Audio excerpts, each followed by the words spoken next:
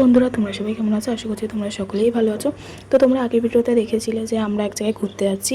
তো আমরা ঘুরতে যাচ্ছি হচ্ছে গঙ্গাসাগর। তো এখানে দেখো মাসি, মেসো, আমি, মা আর বাবা যাচ্ছি। তো এখন কিন্তু আমরা কাকদ্বীপে যাওয়ার জন্য নামখানা লোকাল ধরে নিয়েছি। ঠিক আছে, তো এখন নামখানা মানে কাকদ্বীপ যেতে আমাদের ওই 3 ঘন্টা মতো লাগবে। তার আগে কিন্তু লক্ষ্মীকান্তপুরে 15 মিনিট দাঁড়িয়েছিল। যে আমরা অনেক কিছু খেয়েছিলাম, যেমন বিস্কুট, লক্ষ্মীকান্তপুর স্টেশন থেকে ডিম, পাউরুটি আরও অনেক কিছু কেনা হয়েছিল।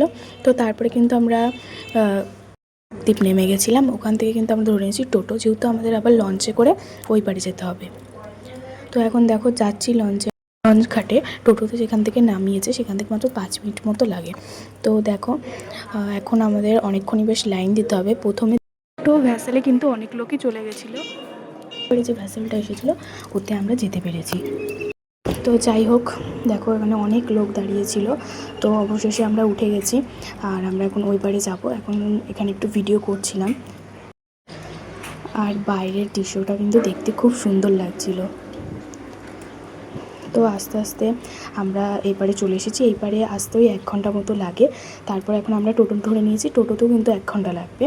তো অবশেষে আমরা গেছি হচ্ছে গঙ্গাসাগরে। তো সেটাই এখন আমি একা একা বকবক করছিলাম। তো সেই আমরা বেরিয়েছিলাম 5টার সময় আর পৌঁছেছিলাম কিন্তু ওই সময়। তো ওই 9 ঘন্টা মতো আমরা জার্নি করে অবশেষে পৌঁছে গেছিলাম গঙ্গাসাগরে। তো যাই হোক, আজকের মতন এই পর্যন্ত। নেক্সট পার্ট আসছে খুব তাড়াতাড়ি। ওকে, বাই।